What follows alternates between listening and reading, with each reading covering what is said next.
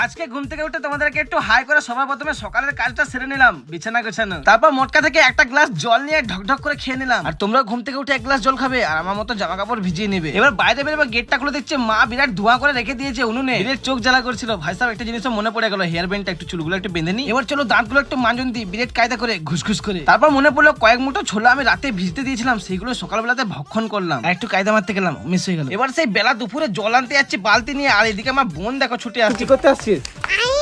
আমি জল নিতে আসছি। তো তুই জলটা নিয়ে যেতে পারবি? আমি যেতে পারবো। ও দেখি কেমন নিয়ে যাচ্ছিস দেখি। আর যতই রোদ হোক এই একটা কাণ্ডও করবে, যতবার জল বলবে ততবার আনতে যাবে। আমি জলটা মাথায় ঢেলে নি। না এই গুরু তো এই গুরু কি ঠান্ডা। গুরু দেখা আমাকে একটা জল দিয়ে দে। না দি। না না এই গুরু গুরু গুরু গুরু গুরু গুরু আমাকে ভিজিয়ে দেবো। গুল্লি করে দেবো। গুলি করে দেবো। বুল্লি ভালো করে বল, একবার কি বললি? গুলি গুল্লি নয় বুল্লি।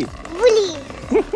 আর গাইস রাতের দিকে একটু মেঘ করছিল, বৃষ্টি হচ্ছিল, ভাবলাম ফোনটা বের করে একটা ভিডিওটা করি। ভাই সাহেব পিছন দিকে যা মেঘ ডাকলো না, চমকে গেলাম।